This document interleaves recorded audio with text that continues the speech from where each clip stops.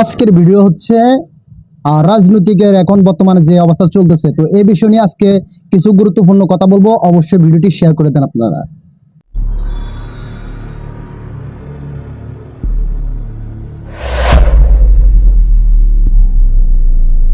আসসালামু আলাইকুম প্রিয় দিনী ভাই বোনেরা, আপনারা কেমন আছেন? আশা করি খুব ভালো আছেন। তো ইতিপূর্বে আমরা দেখতে পাচ্ছি রাজনৈতিক নিয়ে এরকম অনেক ধরনের ঝামেলা হচ্ছে, বিভিন্ন ধরনের এখন সমস্যা হচ্ছে। তো এই বিষয় নিয়ে বলবো রাজনৈতিক কেমন হওয়া দরকার।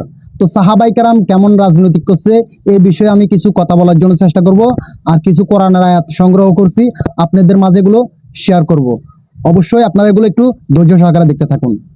দেখা যাচ্ছে এখন রাজনৈতিকের বিষয় নিয়ে এখন যেভাবে এরকম দাঙ্গা হাঙ্গামা হচ্ছে, আসলে তো এগুলো তো রাজনৈতিক না।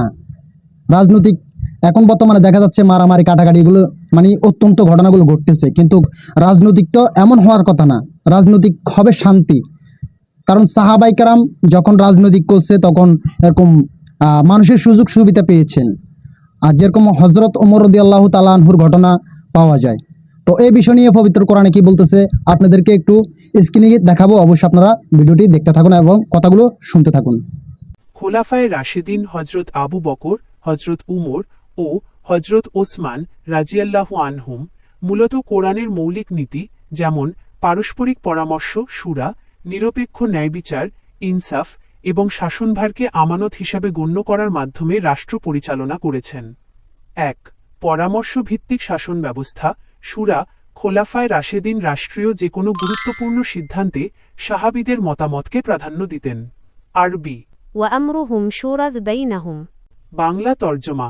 এবং তাদের মুমিনদের শাসনকার্য বা বিষয়াদি পারস্পরিক পরামর্শের মাধ্যমে পরিচালিত হয়। সূরা আশ-শূরা আয়াত ৩৮। আরবি وشاورهم في الأمر বাংলা তর্জমা। এবং রাষ্ট্রীয় বা গুরুত্বপূর্ণ কাজে তাদের সাথে পরামর্শ করুন। সূরা আল ইমরান আয়াত ১৫৯। ২.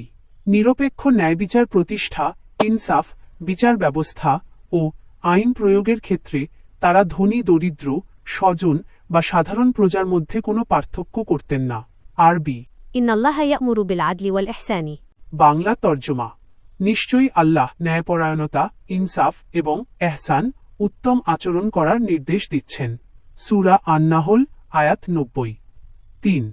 দায়িত্বকে আমানত হিসেবে পরিচালনা শাসকের পদকে কোনো ক্ষমতার বস্তু না ভেবে আল্লাহর অর্পিত দায়িত্ব হিসেবে গ্রহণ করা।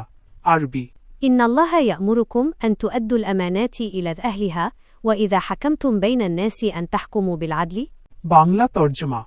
নিশ্চয়ই আল্লাহ তোমাদের নির্দেশ দিচ্ছেন যে তোমরা আমানতসমূহ তার প্রাপ্য হকদারদের কাছে পৌঁছে দাও, আর যখন তোমরা মানুষের মধ্যে বিচার ফয়সালা করবে তখন ন্যায় বিচারের সাথে ফয়সালা করো। সূরা আন-নিসা আয়াত ৫৮। ৪. ন্যায়পরায়ণ শাসকের আনুগত্য।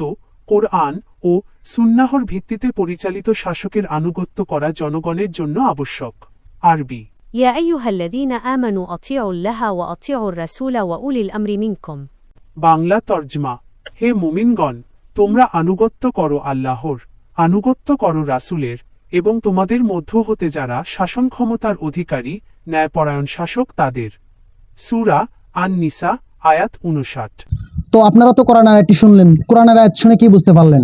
তো সাহাবাই কেরাম যেভাবে এরকম দেশ পরিচালনা করছে, ওরকম ভাবে দেশকে পরিচালনা করা আমাদের যারা এখন বর্তমানে বাংলাদেশের ভিতরে যারা দায়িত্বশীল ব্যক্তি আছেন, তারাও এরকম সাহাবাই কেরামদেরকে অনুসরণ করে দেশকে ওইভাবে এগিয়ে নিয়ে যেতে হবে। কারণ মারামারি কাটাকাটি এগুলো আমাদের মুসলমানের কাজ না। রাজনৈতিক থাকবে শান্তি, কারণ মানুষের যেন কোনো ক্ষতি না হয় এগুলোর দিকে ফলো রাখতে হবে। তো দেখা যাচ্ছে এখন একজন মার্ডার করতেছে, একজন মেরে ফেলতেছে, একজন থ্রেট দিচ্ছে। তো আসলে ভাই এগুলো রাজনৈতিক এমন না। কারণ যখন ওমর রাদিয়াল্লাহু তাআলা আনহু বিভিন্ন সাহাবারা যখন এরকম দেশ পরিচালনা করছে, তখন মানুষে খাইছে বা কি খায় নাই এই বিষয় নিয়ে যারা এরকম সাহাবাই কেরাম যখন দায়িত্ব পালন করছে, তখন তারা এগুলো যাচাই বাছাই করতো। তো এখন দেখা যাইতেছে এগুলো এখন একজন মানুষ যদি না খায় মারও যায়, দেখা গেছে কোনো নেতার এরকম খবর নেয় না। তো আসলে রাজনৈতিক হবে সুন্দর, যেমন সাহাবাই কেরাম করছে রাজনৈতিক, আল্লাহ রাসূল সাল্লাল্লাহু আলাইহি সাল্লাম রাজনৈতিক করছে। তো ওদেরকে অনুসরণ করতে হবে, ওদেরকে ফলো করতে হবে। রাজনৈতিক এমন একটা জিনিস, মানুষের ভিতর ভালোবাসা থাকতে হবে, মানুষ একভাবে চলতে হবে, এক কাতারে থাকতে হবে। তো আমরা মুসলমান হিসেবে সবাই এক আর এক থাকতে হবে। এবং মানুষকে বোঝানোর জন্য চেষ্টা করেন, আর মানুষ কিভাবে ভালোভাবে চলতে পারে এই বিষয় নিয়ে আপনারা একটু গবেষণা করেন।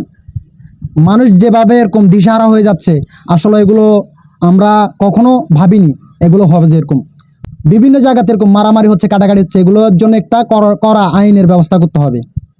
কারণ আমরা সবাই মুসলমান, আমরা সবাই এক কাতারে থাকতে হবে। তো আজকের এই ভিডিওটি সকল জায়গায় জায়গায় শেয়ার করে দিবেন। আমার আল নোমান টিভি ইউটিউব চ্যানেলটিকে সাবস্ক্রাইব করবেন, ফেসবুক পেজটিকে ফলো করে আমার পাশে থাকুন। আসসালামু আলাইকুম ওয়া রাহমাতুল্লাহি ওয়া বারাকাতুহু। দেখা হবে অন্য কোনো ভিডিওতে। সুস্থ থাকবেন, ভালো থাকবেন, আল্লাহ হাফেজ। ধূমপান স্বাস্থ্যের জন্য ক্ষতিকারক। নিজের লাইফটা নষ্ট করো না। আমাদের ইউটিউব চ্যানেলটিকে সাবস্ক্রাইব করো, ফেসবুক পেজটিকে ফলো করে আমাদের পাশে থাকো।